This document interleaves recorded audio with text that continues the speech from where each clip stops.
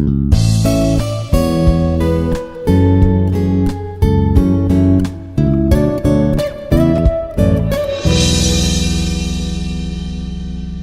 Annapurna, working as an assistant professor in the Department of ECE at Institute of Aeronautical Engineering.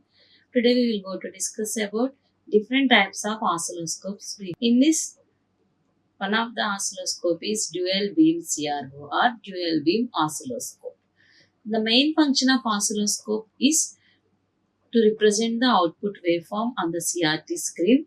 At the same time, how the output waveform varies with respect to time t, that can also be observed with the help of waveform. So we are using this CRO to verify the output waveform, and how it varies with respect to time t can also be observed. Coming to the dual beam CRO, the main blocks present in dual beam CRO are: it consists of two sets of vertical deflection plates and one set of horizontal deflection plate. Along with this, we have two sets of vertical amplifier and two sets of delay lines and two channels. We have channel A and channel B. Along with this, a triggering circuit, sweep generator and horizontal amplifier are present. If you are using normal oscilloscope, we can verify the output by obtaining the input. But what is the difference between normal CRO and dual beam CRO means? In this dual beam CRO means we have two output waveforms. We can verify two output waveforms with the same time period. For example, if one of the input, this is the input waveform, and we can observe the output waveform at the same time by using two beams. So it is called as dual beam CRO. In this dual beam CRO, the two output, one is the input, another one is the output. The two waveforms should have same time period or harmonics of same time period, but the amplitude may varies because we have two vertical amplifier sections and two vertical deflection plates, so that there is a change in, there may be a change in amplitude, but the frequency of these two must be same, or harmonics of the frequency must be same. So finally we can say that with the help of dual beam CRO, we can represent the output waveforms in two ways. One is the input section and another one is output section. To verify how output varies with respect to input, that can be clearly verified with the help of dual beam CRO.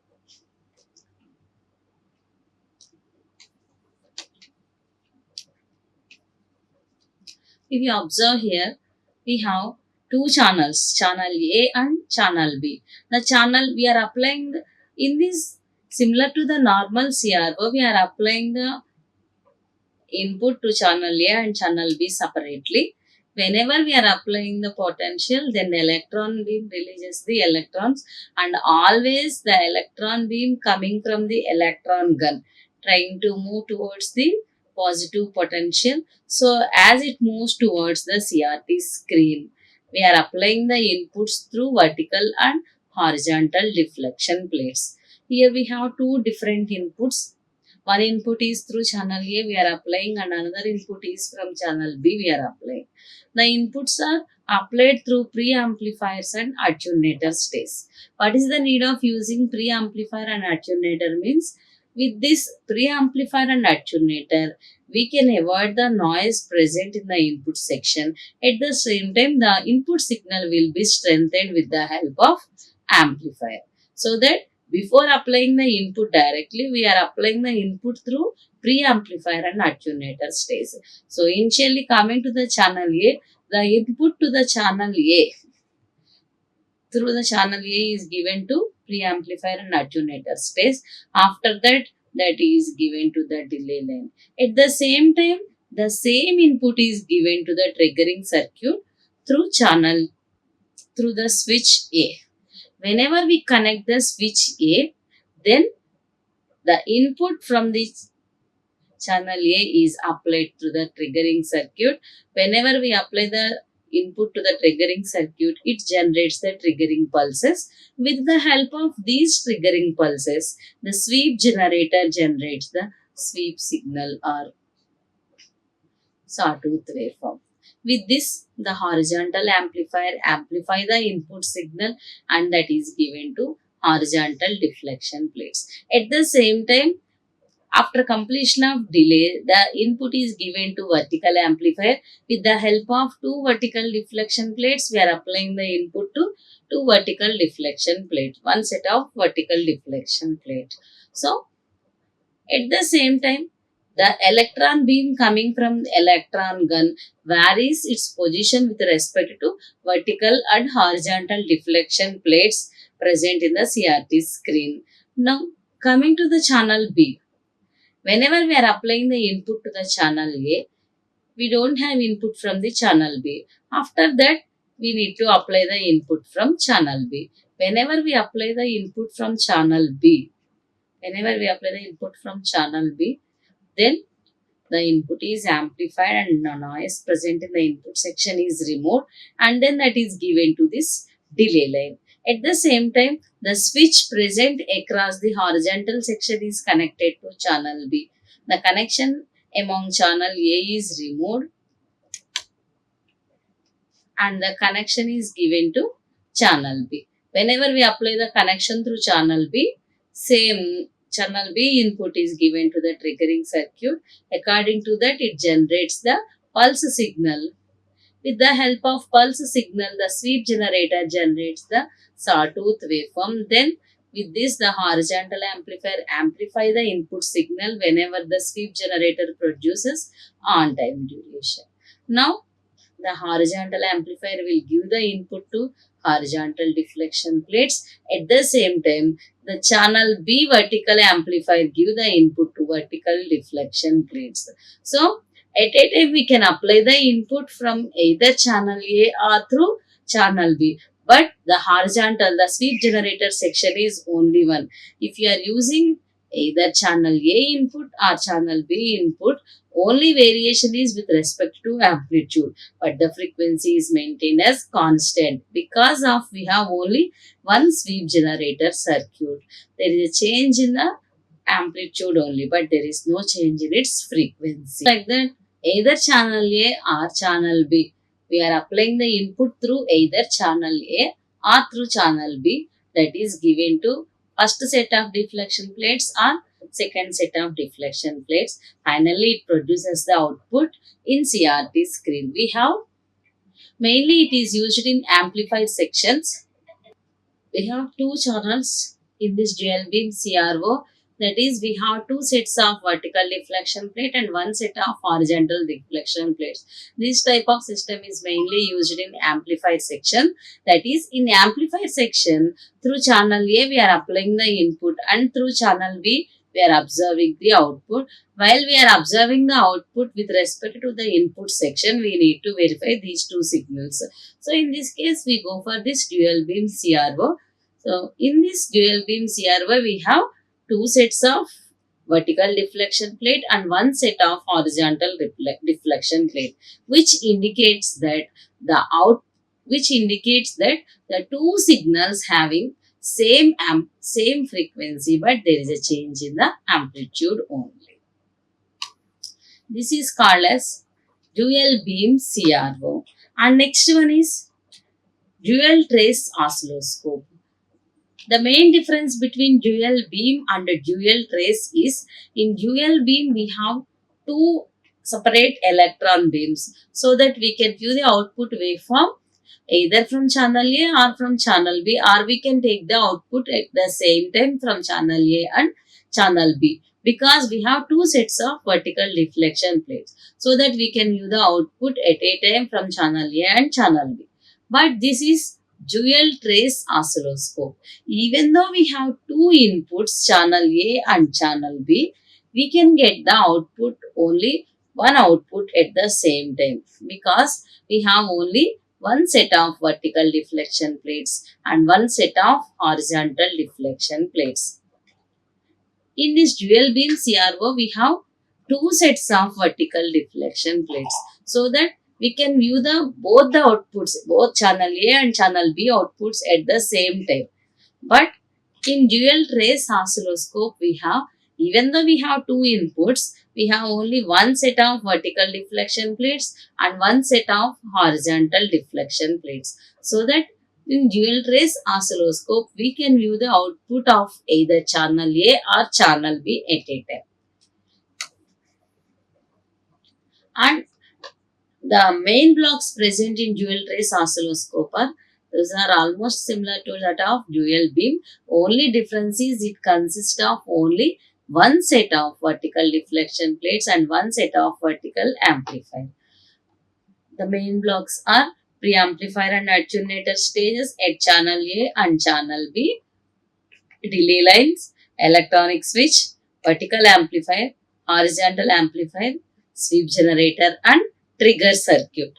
These are the main blocks present in dual trace oscilloscope.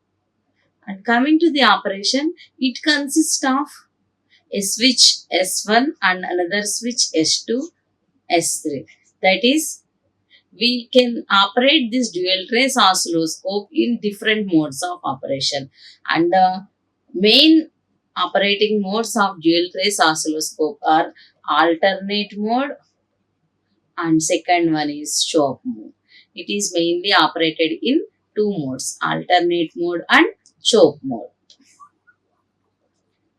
Initially, we are taking the input from channel A. Whenever we apply the input from channel A, the signal is amplified, that is, input signal is strengthened, and whatever the noise present in the input signal, that is attenuated. Only the required amount of input signal will be passing through this channel A with the help of attenuator, and then the same signal is given to the delay line. Why? Because the same input signal has to be applied to the triggering circuit. So, with the help of switch S2, we are connecting the input signal. We are connecting the input signal to channel A. So, the same input is applied through channel A to the switch S2. Then, according to the input, the triggering circuit will generate the triggering pulses. If the triggering circuit generates the triggering pulses, according to that, the sweep generator generates the sweep signals. Now, the horizontal amplifier section also be connected to the same sweep generator with the help of switch S3, and then the input signal is amplified and that is given to horizontal deflection plates. At the same time, with the help of this electronic switch, the input signal is given to this vertical amplifier section from the channel A, and then from the vertical amplifier that is given to vertical deflection plates. Across this electronic switch, we have one switch that is called as, that is the main important switch, whether it is operated in alternate mode or choke mode. What is the difference between alternate mode and choke mode means? In alternate mode of operation, initially, if the vertical amplifier take the input from channel A, after certain duration, after 10 milliseconds or 20 milliseconds duration, it will take the output from channel B. The input from channel B is given to preamplifier. Then with the help of delay line that is connected to electronic switch. So, either channel 1 or channel 2 can be connected to this electronic switch. From this that is given to vertical amplifier. In alternate mode of operation, alternatively the switch, this electronic switch will take the inputs from channel A and channel B, and then it produces the output like this.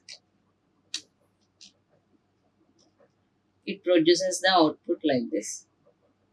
So, during first 10 milliseconds, if it produces the output of channel A, and the next 10 milliseconds duration, it produces the output across channel B, and again it moves to channel A. Like that, alternatively, the electronic switch will take the output from channel A and channel B, and that is given to vertical amplifier.